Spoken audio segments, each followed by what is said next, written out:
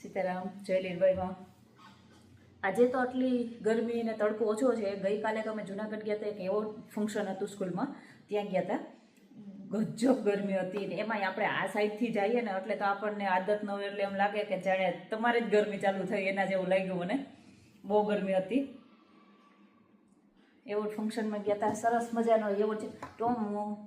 ટોમલી અહીંયા આવીને સૂઈ ગયો છે અત્યારે. આજે ઘણું બધું કામ હતું મારે, મસાલા લઈ આવી, હજી હળદર ને એવું બધું બાકી છે. ચટણી લઈ આવી, ખાલી દરાવવા આપી હતી તો એ લેતી આવી. ધાણા જીરું ને હળદર હજી બાકી છે. તો આપણે હમણાં હું રસોડામાં જવાની જ છે. જમવાની રિસેસ પડે ને તો એ ટાઈમે જાઉં. કિલાના પેકિંગ કરાવીને રખાવી દઉં ને, તેલ મિક્સ કરી અને કિલાના પેકિંગ કરાવીને રખાવી દઉં, જેથી કરીને આખું રસ જ્યારે જેટલું જોતી હોય ને એટલી જ કાઢવાની. 1 કિલો એક બારે કાઢે પછી પાછું બીજી ચટણી ખરાબ ન થાય.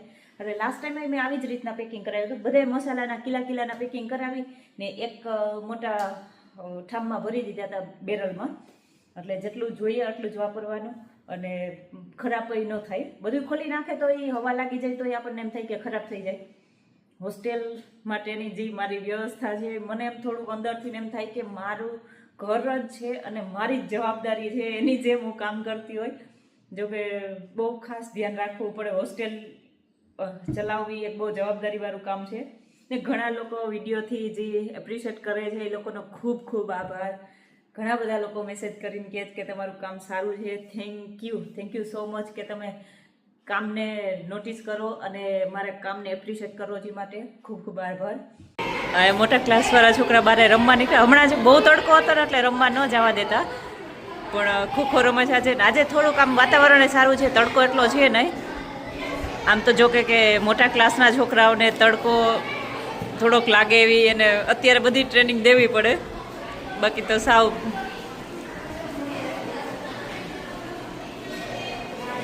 રમવાનું હોય ને એટલે એને તડકો ઠંડ કાંઈ ન લાગે. પવન છે એટલે વાંધો નથી, ગરમી નથી ને કંઈ. ભણવાની સાથે સાથે થોડુંક રમતગમત ને એ બધું પણ બાળકોને આપવું પડે.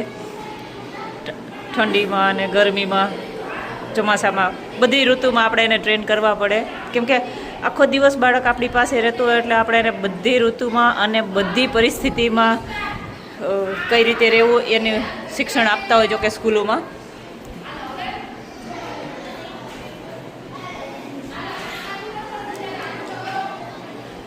બાકીના બધા એવા ઝાડવા નીચે બેઠા છે,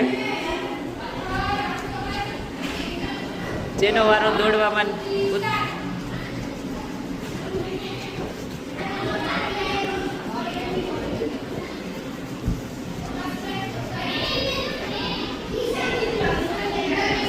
છાયા બેઠા બધા.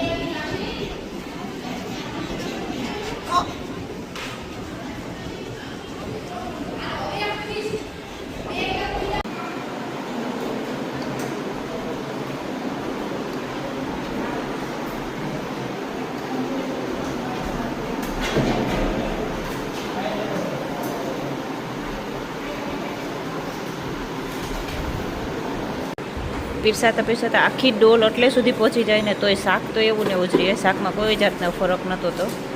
બાકી લાસ્ટમાં શું થાય કે આપે ને એટલે પછી રસો ને એવું બધું વયું જતું હોય, તેલ ને. પણ અમારે ત્યાં એવું નથી થતું. ઘણા લોકો એમ કહેતા હોય કે નીચે જમવા ન બેસવું, પાથરીને બેસાડો, પણ ભાઈ બાળકોનું ખૂબ ધ્યાન રાખવું પડતું હોય. આપણે જે પાથરું હોય એ જ એના પગમાં આવીને અટવાઈને પડે, એટલે જમતા હોય એ ટાઈમે ખૂબ ધ્યાન રાખવું પડે છે બાળકોનું. અને આ હોલ વારંવાર સાફ સફાઈ કરતા હોય એટલે વળી જમવાનું પાછું નાસ્તો કરતા હોય સવાર બાળકો, પછી પાછું બપોરે જમવાનું હોય એટલે વારંવાર સાફ સફાઈ થતી હોય. તો જે પાથરીને બેસવાની જે વાત છે ને એમાં મારે થોડુંક નથી થઈ શકતું અરેન્જ. અને ડીશ પણ અમે આ રીતે જ રાખીએ છીએ. બાકી જો કાંઠાવાળી હોય તો છોકરાઓને પડે તો લાગે. નાની એટલી બાબત ઉપર ધ્યાન રાખવું પડતું હોય ને કે વાત ન પૂછો એમ. તમને ખ્યાલ ન પડે કે ક્યારે કઈ ઓલાથી નુકસાન થાય એમ. ને એટલા ફાસ્ટ એની સ્પીડમાં, એની મસ્તીમાં જોઈએ લોકો. આપણને એમ લાગતું હોય કે શાંત આરામથી ઘરે જે 2 બાળકો હોય ને તો આરામથી ને સચવાઈ જતા હોય, જમી લેતા હોય, પણ એવું ન હોય. આ લોકોને તો જ્યારે બધાય સાથે મળે ને ત્યારે ફૂલ મસ્તી ચાલતી હોય. એના મનમાં એવું કંઈ હોય નહીં કે લાગશે પડશે ને આમ તેમ. એટલે બહુ ધ્યાન રાખવું પડે. રાણાવાવથી આપણી વચ્ચે ઉપસ્થિત છે શ્વેતાબેન કેશવાલા મેડમ. વિનંતી કરી શ્વેતાબેન કેશવાલા મેડમને મંચ ઉપર પધારવા માટે અને પોતાનું સન્માન સ્વીકારવા માટે. આઈડિયલ સ્કૂલ ભૂંદ રાણાવાવથી આપણી વચ્ચે ઉપસ્થિત છે શ્વેતાબેન કેશવાલા મેડમ. તાળીઓના નાદ સાથે શિક્ષક મિત્રોને વધાવીશું.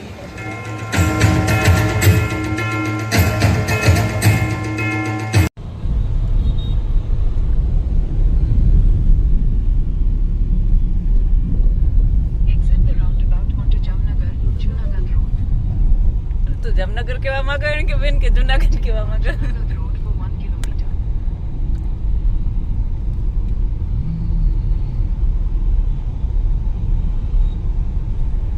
જુનાગઢ એટલે ગરમી ભૂકા કાઢી નાખ્યો.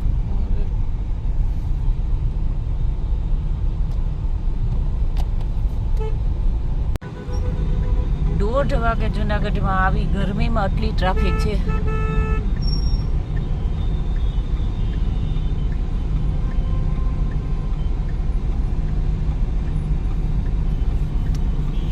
આના કરતા આપણું પોરબંદર સારું. બપોરે હોઈ જાય, બપોરે થોડીક વાર આરામ કરી જાય, 6 વાગે નીકળે પોરબંદરમાં પાછા.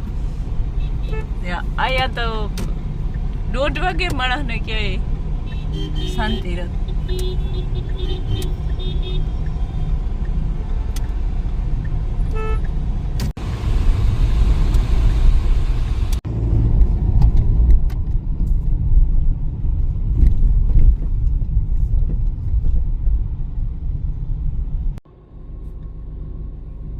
અત્યારે નરેડી પહોંચ્યા અમે. નરેડીના ગાંઠિયા બહુ વખણાવ છે, લસણિયા ગાંઠિયા. તો પપ્પા માટે લેતા જઈએ ઘરે. જમી પટેલમાં જઈમાં અને જમીને પછી કેના ઘરે ગયા હતા? રાજુની ભાણેજ થાય અને એક છે એ પપ્પાની ભાણેજ થાય. જોકે એક જ ઘરે ગયા હતા, પણ ત્યાં બે જે હતી ને, બે છોકરીઓ, એક પપ્પાની ભાણેજ થાય અને એક રાજુની ભાણેજ થાય, એના ઘરે ગયા હતા. જાજી ઘડી બેઠા, કલાક ઉપર બેઠા.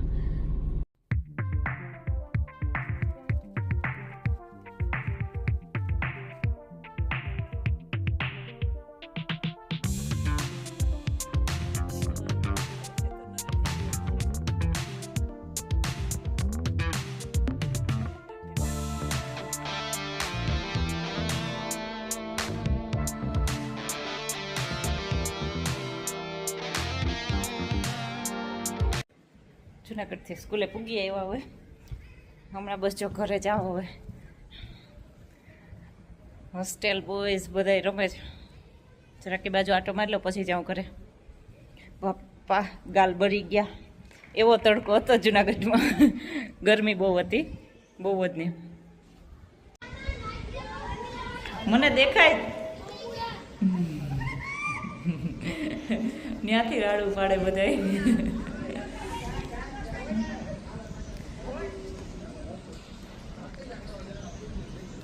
વોલીબોલ ચાલુ છે અત્યારે. અત્યારે તો આજે બધા રાડું પાડતા હોય, મોજમાં રમતા હોય. ત્યારે તો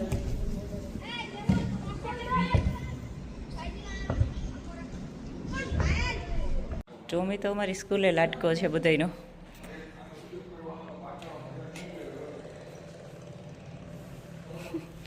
એક બધાય વારા કાઢી રમાડવામાં ટોમીને.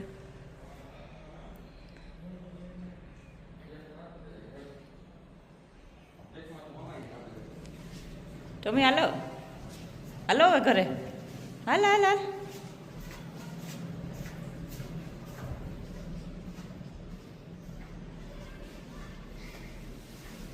હાલો ટોમી, હાલ હાલ જાય હવે. હાલો